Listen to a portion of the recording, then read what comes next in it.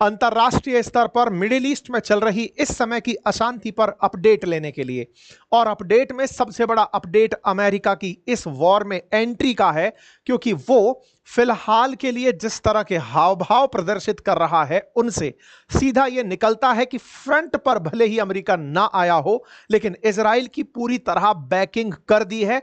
और इस बैकिंग की सूचना केवल अमेरिका से नहीं अपितु G7 बैठक से निकलकर आई है। अमेरिका अगर इजराइल के पीछे खड़ा है तो G7 की इतनी मजाल नहीं थी कि वो अमेरिका के इतर जाकर कोई बयान दे। यही कारण है कि G7 कंट्रीज ने भी इजराइल की बैकिंग कर दी है, ईरान के खिलाफ खड़े हो गए हैं। ऐसे में बड़ा सवाल यह है कि ट्रंप ने अब जो ताजा धमकी दी है उसे पावर टैक्टिक्स माना जाए या फिर ईरान पे होने वाले एक बड़े हमले की एक पूर्व सूचना मानी जाए। क्योंकि जिस तरह से माहौल बन रहा है उसे देखते हुए दो ही बातें लगती हैं कि इतना प्रेशर ईरान पर क्रिएट कर दो कि वो खुद नेगोशिएशन टेबल पर आकर बैठे और कहे कि हमारे साथ डील कर लीजिए, हम पूरी तरह न्यूक्लियर डिसमेंटल करने को तैयार हैं। या फिर अमेरिका जिस तरह से इजराइल का साथ देने के लिए आगे बढ़ा है उनके कुछ नमूने आपको इन ट्वीट से देखे जा सकते हैं।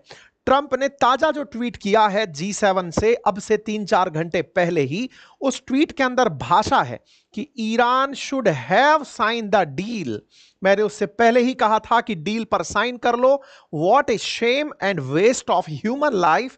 Simply stated, Iran can not have a nuclear weapon. I said it over and over again.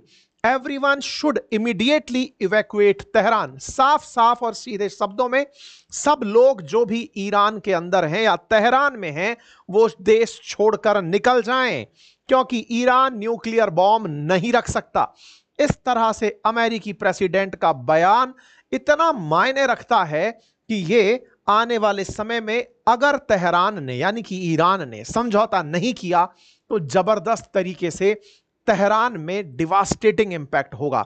आप इसका अर्थ इस तरह समझिए कि ईरान के अंदर जो इंडियन एम्बेसी है उसने ट्वीट डालकर कहा है, ऑल इंडियन नेशनल्स और PIOs, person of Indian origins जो ईरान में हैं, who can move out of Tehran using their own sources are advise to move to a safe location outside the city. ये अब से 2-3 घंटे पहले का इंडिया का जो ईरान में एम्बेसी है उसका ट्वीट है। इसका मतलब ये मजाक नहीं चल रहा है। भारत ने अपने लोगों को जो ईरान में हैं उन्हें साफ कहा है, जिस भी तरीके से आप बाहर निकल सकते हैं बाहर निकल जाइए, तेहरान में आप सुरक्षित नहीं हैं। अर्थात अब ट्रंप यानी कि अमेरिका इजराइल के साथ खैमने के खिलाफ आकर खड़े हो गए हैं और इसी के चलते एडवाइजरीज जारी की जा रही हैं। देखिए, मैंने अक्सर कुछ प्रोसेस ऑब्जर्व किए हैं, जब जब ऐसी एडवाइजरीज आई हैं उनका इंपैक्ट भीषण रहा है। मैं आपको कुछ पुरानी एडवाइजरीज दिखा देता हूं जो कि इन आसपास के देशों से जुड़ी हुई रही हैं। अच्छा, एक चीज और मैं आपको यहां पर बता देता हूं, निकलने से पहले कोई निकलने के लिए कहां जा सकता है। तो ईरान से पाकिस्तान जाने वालों का तो नंबर कुछ भी सुनाई नहीं दे रहा है, लेकिन Afghanistan, Turkmenistan, Azerbaijan, Armenia, Iraq और तुर्की, इनमें से सबसे ज्यादा जो रास्ते ऑप्ट किए जा रहे हैं लोगों के द्वारा वो आर्मेनिया, अजरबैजान और तुर्की वाले रास्ते हैं। इनमें से भी जो तेहरान के अंदर रहने वाले ईरानी हैं वो खुद तुर्की जाकर के शरण ले रहे हैं। ऐसी तस्वीरें निकल कर आ रही हैं। आप इन तस्वीरों को देखकर अंदाजा लगा सकते हैं, कई सारे बड़े हैंडल्स ने इस तरह की तस्वीरें शो की हैं जिसमें ईरान से लोग यानी तेहरान से लोग निकलकर भागते हुए कार से दिखाई दे रहे हैं। ये आज अर्ली मॉर्निंग की तस्वीरें हैं। जैसे ही प्रेसिडेंट ट्रंप ने डायरेक्शंस दिए कि तेहरान छोड़कर निकल लो, इसके बाद की कुछ इस तरह की तस्वीरें निकलकर आना शुरू हो गई हैं। आप इन तस्वीरों से एक चीज का अंदाजा अवश्य लगा सकते हैं और वो ये है कि इससे तेहरान में रह रहे ईरानियों को भी बड़ी चिंता हुई है। और मैं याद दिला दूं, जब जब अमेरिका ने अपने लोगों को मैसेज दिया है या दुनिया के लोगों को मैसेज दिया है उसके बाद कुछ जरूर हुआ है। फिर चाहे अफगानिस्तान का मसला रहा हो, जब अफगानिस्तान में तालिबान शासन में आने वाला था, या फिर यूएस के द्वारा यूक्रेन के अंदर अमेरिकन को टारगेट करके यह कहा गया हो कि वहां से निकलो। उसके कुछ ही देर बाद आप यहां पर देख सकते हैं 11 फरवरी को अमेरिका यूक्रेन में अमेरिकियों को कहता है और थोड़े ही दिन बाद 24 फरवरी के दिन रूस यूक्रेन के अंदर हमला कर देता है। मतलब एक तरह से यह समझिए कि अमेरिका जब जब मैसेज देता है, आप और भी उठाकर देखिए, तो सीरिया में भी इन्होंने ऐसे ही अपनी तरफ से यूएस सिटीजन्स को मूव करने के लिए कहा था। उसके तुरंत बाद सीरिया के अंदर रिबेल ग्रुप्स का कब्जा होता है और यहां के राष्ट्रपति निकलकर भाग जाते हैं।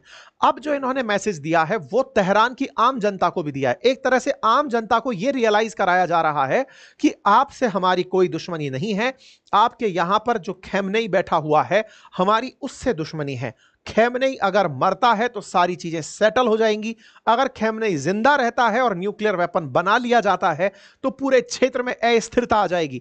अमेरिका बार बार और नेतन्याहू बार बार जनता को संबोधित करते हुए यही कह रहे हैं। इसके साथ साथ एक अपडेट और है साथियों, और वो ये है कि आज और कल, यानी पिछला जो 16 तारीख है और आज की जो दिन है, इस दिन G7 की बैठक होनी थी कनाडा में। ट्रंप देर रात वहां पहुंचते हैं और अल सुबह वहां से निकलने का मैसेज आ जाता है कि ट्रंप यहां से निकल रहे हैं। ये थोड़ी ही देर इस मीटिंग में रुकते हैं, इन्हें फाइनल तक रुकना था लेकिन ये नहीं रुकते और निकलते समय ये कहते हैं कि कुछ अर्जेंट काम आ गया है, मुझे जाना होगा और मैं मानता हूं कि आप जानते होंगे कि अर्जेंट काम क्या है।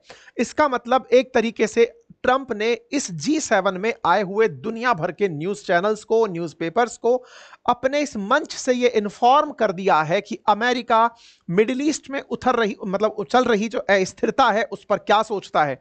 ये जिस समय निकलने वाले थे उसी समय पर अमेरिका के अंदर जो विदेश मंत्रालय की प्रवक्ता हैं उनका बयान आता है और वो कहते हैं कि मिडिल ईस्ट में उत्पन्न हुई अस्थिरता को देखते हुए ट्रंप को G7 बैठक बीच में ही छोड़कर निकलना होगा। इसका मतलब अमेरिका और इजराइल मिलकर कुछ ईरान के अंदर डिसिसिव निर्णय ले रहे हैं। यह केवल तभी संभव है डिसिसिव निर्णय, यानी कि डिसिसिव निर्णय का मतलब है कि युद्ध होगा, गाजा जैसी स्थिति हो सकता है आने वाले समय में तेहरान की बने। लेकिन यहां पर एक और इंपॉर्टेंट जानकारी जो यह है, इस बीच में अगर ईरान खुद नेगोशिएशन टेबल पर चला जाता है यह कहने के लिए कि मैं पूरी तरह से न्यूक्लियर वेपन्स को हटा दूंगा या फिर अपने पास में जितना भी एनरिच्ड यूरेनियम इकट्ठा है वो मैं IAEA को हैंडओवर कर दूंगा, तभी जाकर के संभव है कि ये स्थितियां नॉर्मल हो। अदरवाइज ये हेडलाइंस अपने आप में पर्याप्त हैं। आज सुबह ही, मतलब आज सुबह से मतलब है अपनी रात को जब 2:30 बज रहे थे उस समय नेतन्याहू ने भी प्रेस कॉन्फ्रेंस करके एक बात साफ कर दी थी। ये हर जगह मीडिया में एक ही लाइन बोल रहे हैं कि ईरान के अंदर खैमनेई को मरना होगा, उनके रहते हुए कुछ भी ईरान के साथ बेहतर नहीं हो सकता। इन्होंने अपना अल्टीमेट दुश्मन अब ईरान के खैमनेई को सेट कर लिया है। अकॉर्डिंग टू हिम ईरान के अंदर खैमनेई का होना ही इस पूरे क्षेत्र के अंदर अस्थिरता का बड़ा कारण है, क्योंकि उन्हीं के रहते, उन्हीं के कालखंड में चाहे यमन हो, चाहे गाजा हो, चाहे हिजबुल्लाह हो, हर तरफ से इजराइल के खिलाफ मोमेंटम खैमनेई के दौर में बना है। तो ऐसे में इन्होंने अल्टीमेटली उन्हीं को अपना टारगेट मानकर टारगेट प्लान कर लिया है। आपको याद होगा आज से 2 दिन पहले भी मैंने सेशन में यह जानकारी दी थी कि इजराइल लगातार प्लानिंग कर रहा है कि यह खैमनेई को मारे, लेकिन ट्रंप ने वीटो कर दिया था यह बताते हुए कि नहीं, हम उसे नहीं मार सकते, अदरवाइज रीजनल अनस्टेबिलिटी आ जाएगी।